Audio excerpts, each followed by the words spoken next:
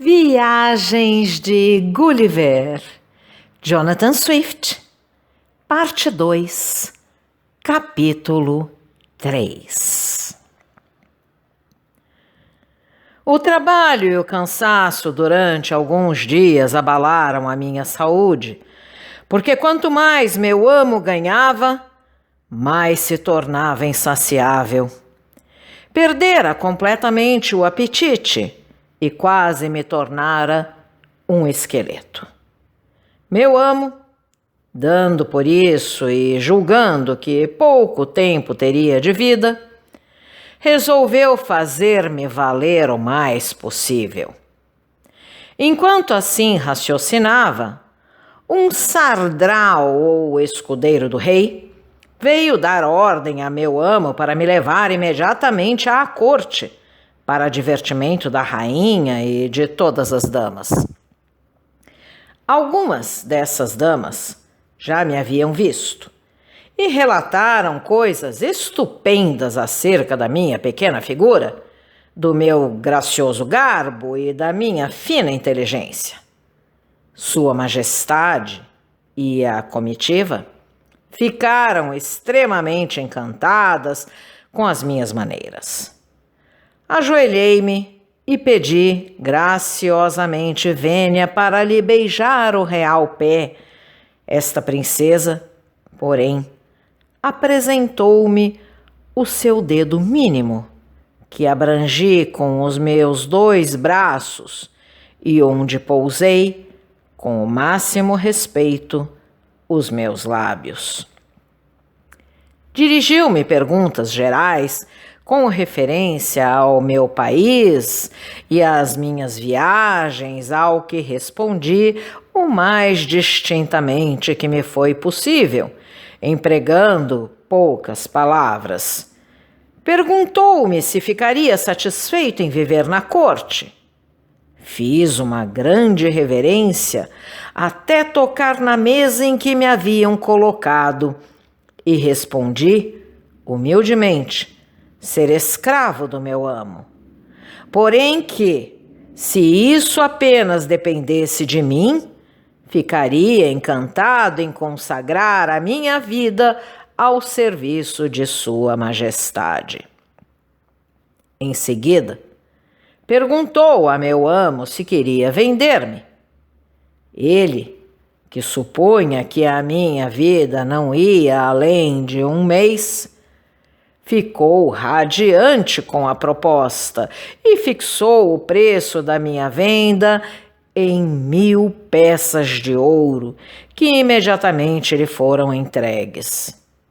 Pedi então à rainha que, visto haver-me tornado escravo de Sua Majestade, me concedesse a mercê de que Glumdalclitch, que fora sempre cheia de atenções e cuidados para comigo, fosse admitida em honra do seu serviço e continuasse a ser minha governanta. Sua Majestade concedeu-me isso, e bem assim o lavrador, que bem contente se mostrou por ver a filha na corte. Quanto à pobre pequena, não podia ocultar a sua alegria. Meu amo retirou-se e disse-me ao partir que me deixava em um bom lugar, ao que apenas redargui com uma cavalheiresca vênia. A rainha notou a frieza com que acolhera o cumprimento e a despedida do lavrador e perguntou-me o motivo. Tomei a liberdade de responder a Sua Majestade que só devia ao meu antigo amo a obrigação de me não haver esmagado como a um pobre animal inofensivo, achado casualmente nos seus campos. Que essa boa ação estava bem paga pelo proveito que tirara, mostrando-me, por dinheiro e pela importância que recebera pela minha venda, que a minha saúde estava muito abalada pela minha escravatura e pela obrigação contínua de entreter e divertir a populaça a todas as horas do dia, e que, se meu amo não me julgasse a vida em perigo, Sua Majestade não me teria adquirido.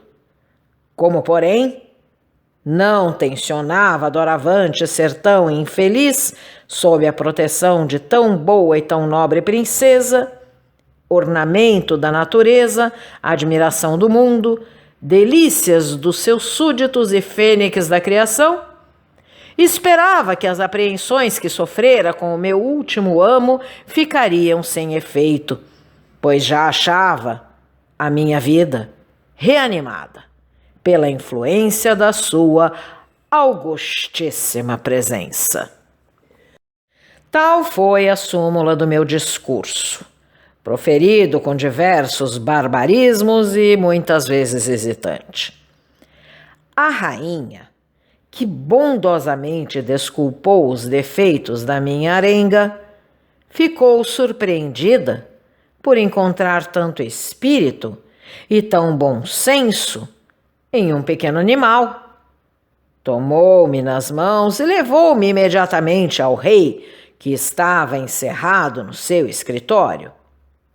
Sua Majestade, príncipe muito sério e de rosto severo, não reparando bem à primeira vista na minha figura, perguntou finalmente à rainha desde quando se tornara protetora de um splacnuk, pois me tomara por este inseto.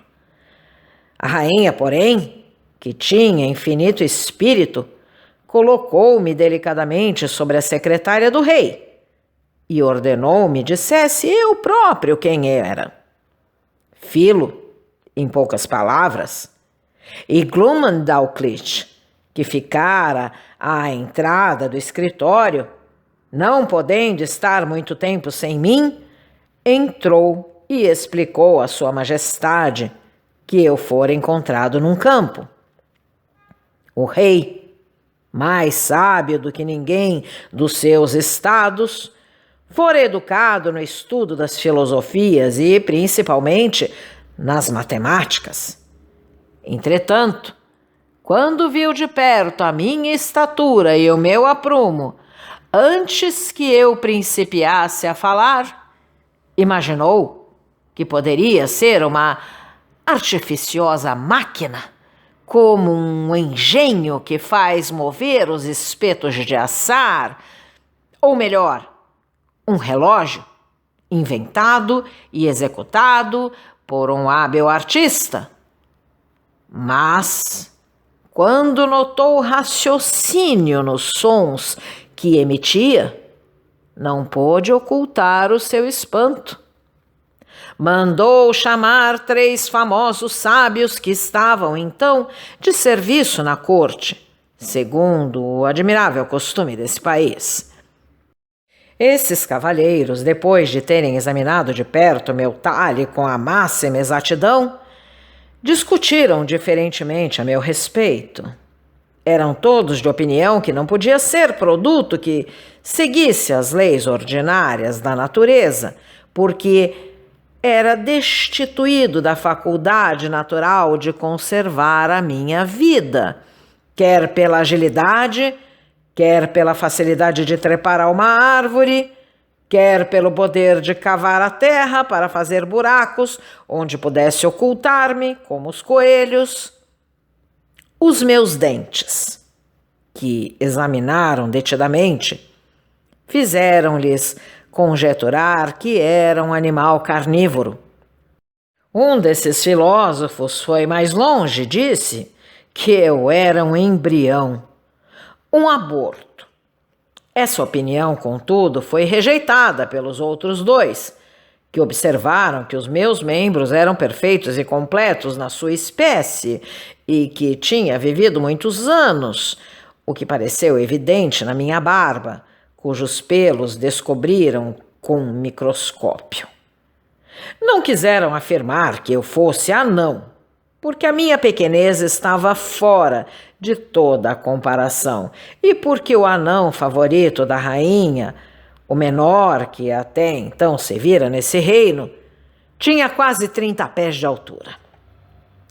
Após grande discussão, concluíram unanimemente que eu não passava de um Replum Silcaf, o que, sendo interpretado literalmente, queria dizer lusus naturae, decisão muito conforme com a filosofia moderna da Europa, cujos professores, desprezando o velho subterfúgio das causas ocultas, a favor das quais os sectários de Aristóteles tentam mascarar a sua ignorância, inventaram esta maravilhosa solução de todas as dificuldades da física.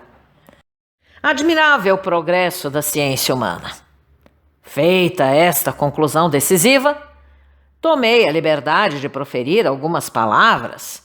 Dirigi-me ao soberano e protestei à sua majestade que vinha de uma região em que a minha espécie se encontrava em muitos milhões de indivíduos de ambos os sexos, em que os animais, as árvores e as casas eram proporcionais ao meu tamanho e onde, por conseguinte, podia sentir-me em condições de defender-me e encontrar o meu sustento, as minhas necessidades e as minhas comodidades, do mesmo modo que qualquer súdito de Sua Majestade. Esta resposta fez sorrir desdenhosamente os filósofos, que replicaram que o lavrador me ensinara bem e que eu sabia a lição na ponta da língua. O rei, que tinha um espírito mais esclarecido, despedindo os sábios, mandou chamar o lavrador, que, por felicidade, ainda não saíra da cidade. Tendo-o, pois, interrogado particularmente e, em seguida, acareando-o comigo e com a pequena, Sua Majestade principiou a acreditar que o que eu dissera podia muito bem ser verdade. Rogou à rainha que desse ordem para que tivessem comigo um cuidado muito especial e foi de opinião que me deixassem continuar sob a tutela de Glumdalclete, ao notar que tínhamos uma grande afeição mútua. A rainha ordenou ao seu carpinteiro que fizesse uma caixa que me pudesse servir de quarto de dormir, conforme o modelo que eu e Glumdalclete lhe fornecêssemos. Este homem, que era um artífice muito hábil, fez-nos, em 3 semanas, um quarto de madeira com 16 pés de largo e 12 de alto, com janelas, uma porta e 2 aposentos. Um outro operário excelente, que se tornara célebre pelas curiosas bugigangas que fabricava, lembrou-se de me fazer 2 cadeiras de um material parecido com marfim e 2 mesas com um armário para eu guardar as minhas roupas. Em seguida, a rainha mandou procurar pelos mercadores as mais finas fazendas para me fazer uma roupa. Esta princesa gostava tanto de me ouvir conversar que não podia jantar sem mim. Tinha uma mesa colocada sobre aquela em que Sua Majestade comia, com uma cadeira em que me sentava. Glumdalclete permanecia de pé sobre um tamborete, perto da mesa, para poder tomar conta de mim. Certo dia, o príncipe, ao jantar, quis ter o prazer de conversar comigo, fazendo-me perguntas concernentes a costumes, religião, leis, governo e literatura da Europa, a que eu respondi o melhor que pude. O seu espírito era tão apurado e o seu juízo tão seguro que fez reflexões e observações muito sensatas sobre tudo quanto lhe disse, referindo-se a 2 partidos que dividem a Inglaterra. Perguntou-me se eu era Whig ou Tory. Depois, virando-se para o seu ministro, que se postara por detrás dele, empunhando um bastão branco tão alto como o mastro do soberano real, disse: como a grandeza humana pouco vale, pois que vis insetos têm também ambição pelas classes e distinções entre si. Tem pequenos farrapos que envergam tocas, gaiolas, caixas, a que chamam palácios e solares, equipagens, librés, títulos, empregos, funções, paixões como nós. Entre eles, ama-se, odeia-se, engana-se, trai-se, como aqui. Era assim que filosofava Sua Majestade na ocasião em que lhe falara na Inglaterra, e eu sentia-me confuso e indignado de ver a minha pátria, a Senhora das Artes, a soberana dos mares, o árbitro da Europa, a glória do universo, tratada com tanto desprezo. Não havia nada que me ofendesse e me incomodasse mais do que o anão da rainha, que, sendo de uma estatura até então não vista naquele país, se tornou de extrema insolência na presença de um homem muito menor do que ele. Olhava-me com ar altivo e desdenhoso e zombava incessantemente da minha pequena estatura. Vinguei-me, apenas tratando-o como irmão. Um dia, durante o jantar, o malévolo anão, aproveitando o ensejo em que não pensava em coisa alguma, tomou-me pelo meio do corpo e deixou-me cair num prato de leite, desaparecendo logo. Fiquei apenas com as orelhas de fora e, se não fora um excelente nadador, de certo morreria afogado. Glumdalclitch, nessa ocasião, estava casualmente na parte oposta do aposento.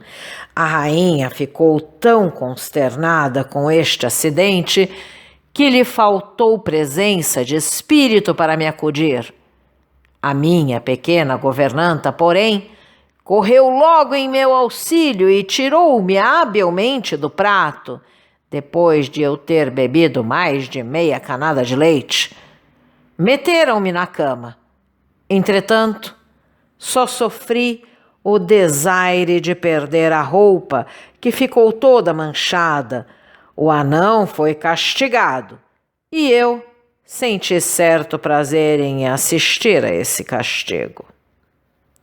Vou agora fazer ao leitor uma ligeira descrição desse país, tanto pelo que pude conhecê-lo, como pelo que dele percorri. Toda a extensão do reino é aproximadamente de 3.000 léguas de comprimento e de 2.500 de largura. Daqui concluo que os nossos geógrafos da Europa se enganam quando julgam que apenas há mar entre o Japão e a Califórnia. Imaginei sempre que devia haver daquele lado um grande continente para servir de contrapeso ao grande continente da Tartária. Devem, pois, corrigir-se os mapas e juntar esta vasta extensão do país à parte nordeste da América. E para isso, estou disposto a auxiliar os geógrafos com as minhas luzes. Este reino é quase uma ilha, terminada ao norte por uma cadeia de montanhas que tem pouco mais ou menos 30 milhas de altitude, de onde não é fácil a aproximação por causa dos vulcões, que são em grande número no cimo. Os mais sábios ignoram que espécie de mortais habita além dessas montanhas, nem mesmo se lá existem habitantes. Não há porto algum nesse reino, e os locais da costa, onde os rios vão perder-se no mar, são tão cheios de rochedos altos e escarpados, e o mar está ordinariamente tão agitado que não há quase ninguém que se aventure a ele, de maneira que esses povos são excluídos de todo o comércio com o resto do mundo. Nos grandes rios pululam sempre excelentes peixes. Assim, raramente se pesca no oceano, porque os peixes do mar são do mesmo tamanho dos da Europa e, com relação a eles, não merecem ser pescados. Daí a evidência de que a natureza, na produção de plantas e animais de talha enorme, se limita completamente a este continente. E, sob este ponto de vista, recorro aos filósofos. No entanto, apanham-se às vezes na costa baleias com que aquele povo se sustenta e se delicia. Vi uma dessas baleias tão grande que um homem daquela região mal a podia levar às costas. Às vezes, por curiosidade, trazem-nas em cestos a Lorbrogad. Vi um pedaço num prato à mesa do rei. A região é muito povoada, porque contém 51 cidades, perto de 100 burgos, cercados de muralhas e bem importante número de aldeias e lugarejos. Para satisfazer a curiosidade do leitor, bastará talvez dar a descrição de Lorbrogad. Esta cidade fica situada sobre um rio que a atravessa e a divide em duas partes quase iguais. Contém mais de 80.000 casas e perto de 600.000 habitantes. Tem de comprimento 3 glonglas, que são cerca de 54 milhas inglesas, e 2,5 de largo, segundo a medida que tomei sobre o mapa real, levantado por ordem do rei, que foi estendido no chão de propósito para eu ver, e tinha 100 pés de comprimento. O Palácio do Rei é um edifício bastante irregular. É antes um amontoado de edifícios que tem perto de 7 milhas de circuito. Os principais aposentos têm a altura de 240 pés, tendo largura proporcional. Cederam um coche para Glumdalclitch e para mim, a fim de vermos a cidade, as praças e os monumentos.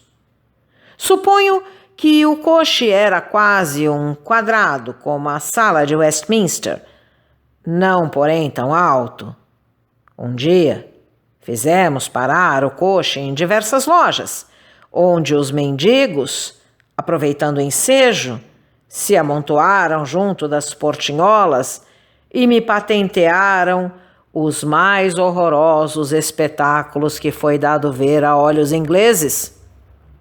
Como eram disformes, estropiados, sujos, cheios de chagas, de tumores que, à minha vista, pareciam enormes, peço ao leitor que ajuize da impressão que essas misérias me causaram e me poupe o descrevê-los. As aias da rainha pediam muitas vezes a Glumdalclitch que as visitasse nos seus aposentos e que eu fosse com ela, para terem o prazer de me ver de perto e tocar-me.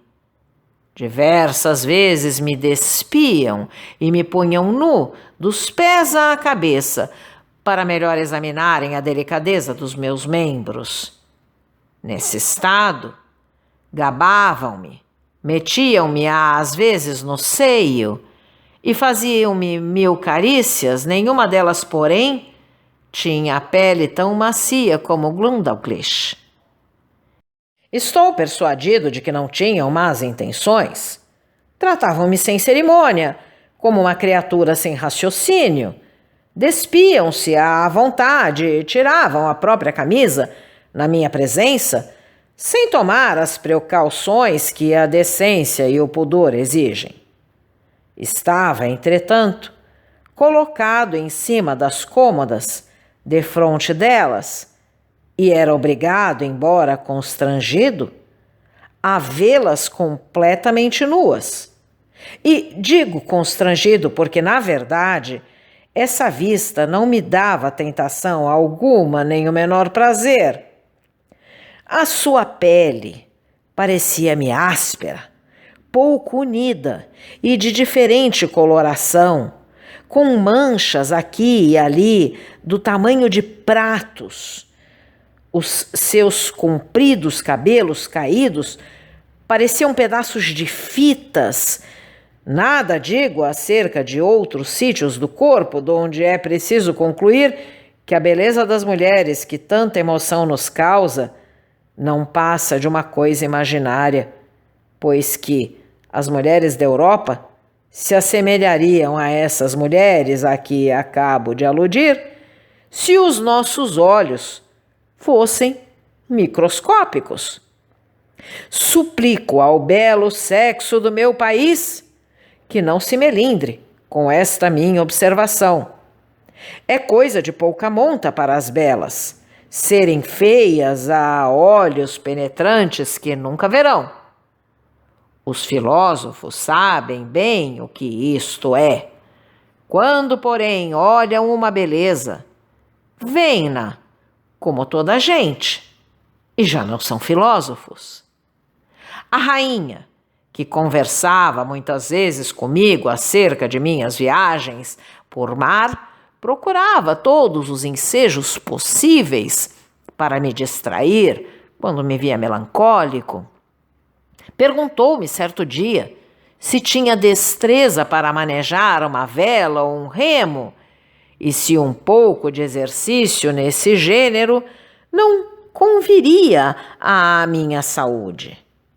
Respondi que conhecia muito bem dos dois, porque, embora o meu emprego particular fosse o de cirurgião, isto é, médico da armada, fui, muitas vezes, obrigado a trabalhar como marinheiro, mas ignorava como isso se fazia neste país, onde o barco menor era igual a um navio de guerra de primeira ordem entre nós.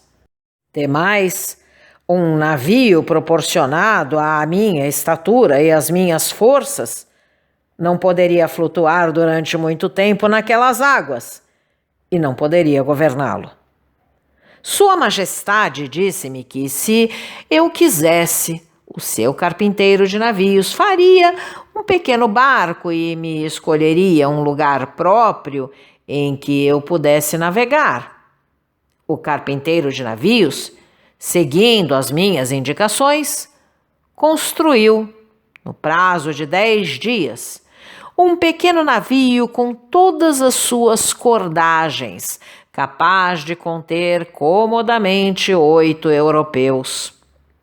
Assim que o deu pronto, a rainha ordenou ao construtor que fizesse um tanque de madeira com o comprimento de 300 pés, a largura de 50 e a profundidade de 8, o qual era bem alcatroado para impedir que a água saísse. Foi colocado no chão ao longo da parede, numa sala exterior do palácio. Tinha uma torneira perto do fundo para deixar sair a água de tempos a tempos, e 2 criados podiam-no encher em meia hora. Foi aí que remei para meu divertimento, tanto como para divertir a rainha e as suas damas, que sentiram grande prazer em ver a minha agilidade e jeito. Algumas vezes, içava a vela e o meu único trabalho era governar o leme, enquanto as damas faziam vento com os leques. Quando se encontravam cansadas, alguns pajens impeliam e faziam andar o navio com o seu sopro, enquanto eu mostrava a minha destreza a estebordo e a bombordo, conforme me apetecia. Quando acabava, Glumdalclitch guardava o navio no seu quarto e suspendia-o de um prego para secar. Durante este exercício, aconteceu-me um dia um acidente que me ia custando a vida, porque um dos pajens colocou o meu navio no tanque e uma mulher da comitiva de Glumdalclitch levantou-me muito delicadamente para me meter no navio, mas escorregando-lhe pelos dedos, cairia infalivelmente da altura de 40 pés para a coberta, se não fosse detido por um grande alfinete que estava preso no avental dessa mulher. A cabeça do alfinete passou por entre a camisa e o cós das calças, e assim fiquei suspenso no ar pelos fundilhos, até que Glumdalclitch veio em meu auxílio.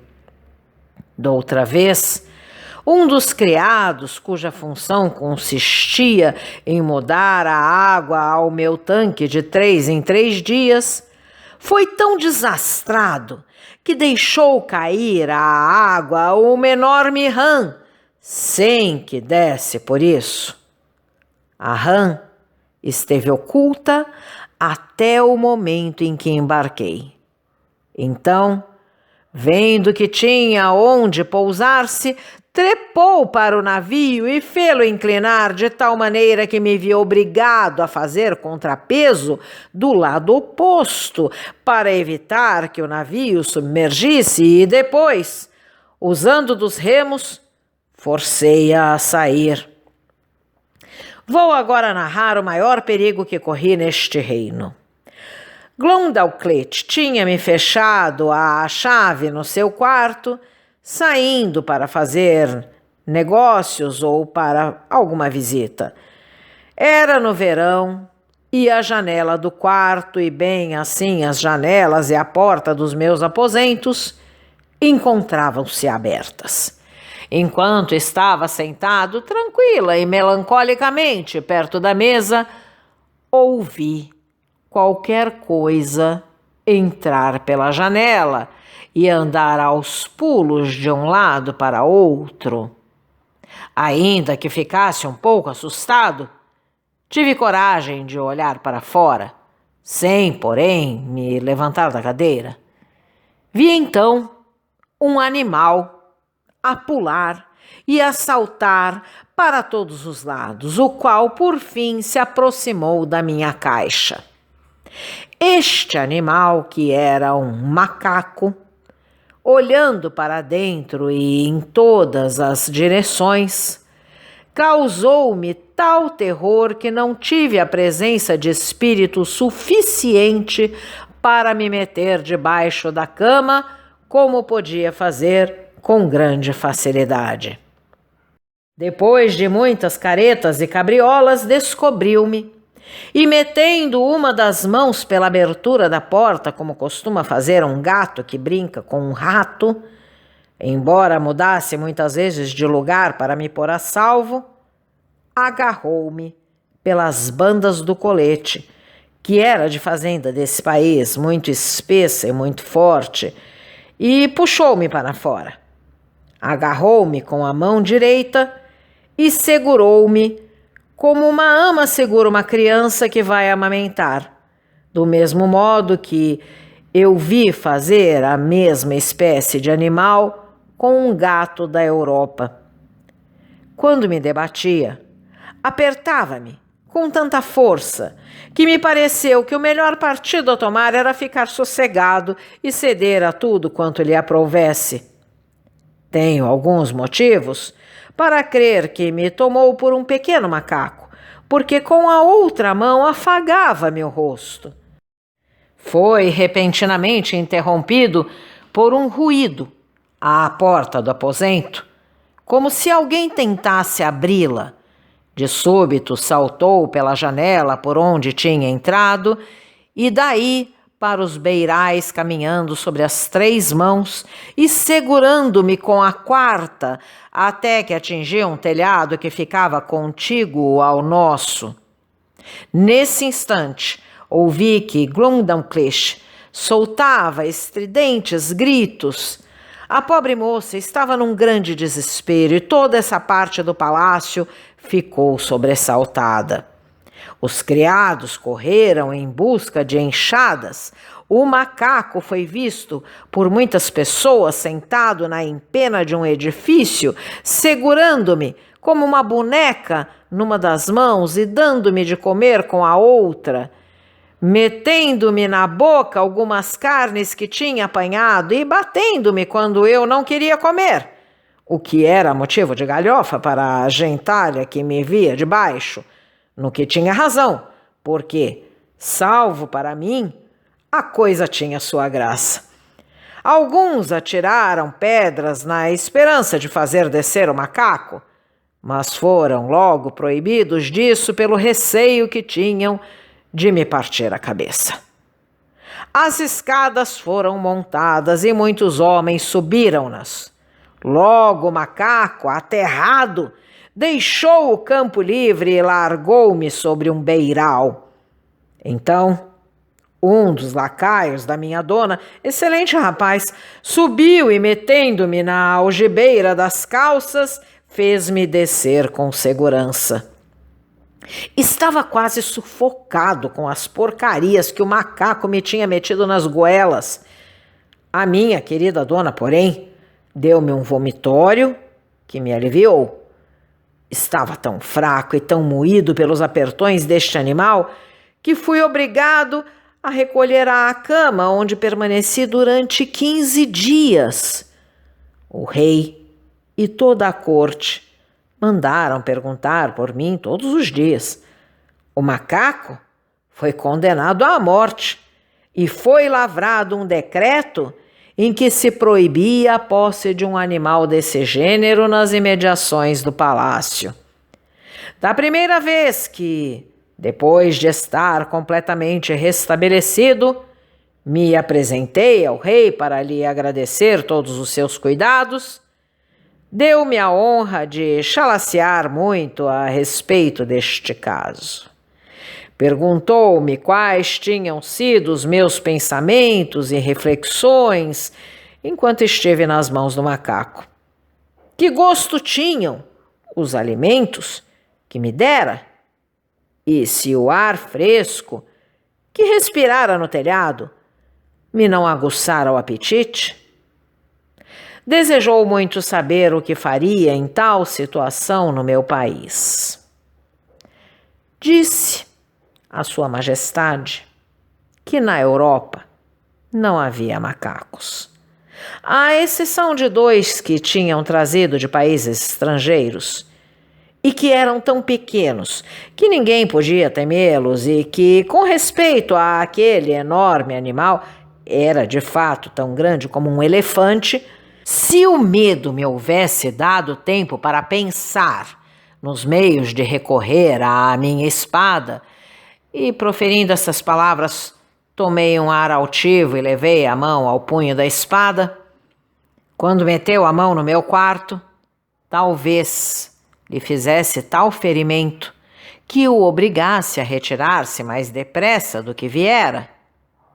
Pronunciei estas palavras num tom enérgico, como uma pessoa ciosa de sua honra e que tem sentimentos, No entanto, o meu discurso apenas produziu uma gargalhada. E todo o respeito devido à sua majestade por parte daqueles que o rodeavam não pôde retê-los.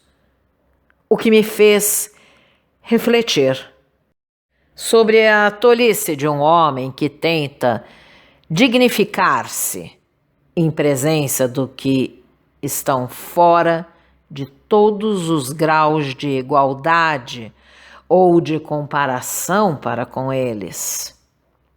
E, entretanto, o que então me aconteceu vi repetir-se muitas vezes em Inglaterra, onde um homenzinho se orgulha, se faz valer, finge de fidalgote e ousa tomar ares importantes como grandes do reino, porque tem algum talento. Fornecia todos os dias à corte matéria para algum ridículo. E Glumdalclitch, embora me estimasse com grandes extremos, era bastante maliciosa para informar a rainha das asneiras que eu às vezes fazia, supondo que, referindo-as, podia fazer rir Sua Alteza. Tendo-me um dia, por exemplo, apeado do coche em passeio acompanhado por Glumdalclitch, levado por ela dentro da caixa, desatei a andar. Havia excremento de vacas pelo caminho. Quis, para demonstrar a minha agilidade, saltá-lo. Por infelicidade, porém, saltei mal e caí exatamente no meio, de maneira que fiquei todo sujo. Tiraram-me dali a custo e um dos lacaios limpou-me o melhor que pôde com um lenço. A rainha foi depressa, sabedora daquela impertinente aventura, e os lacaios divulgaram-na por toda a parte.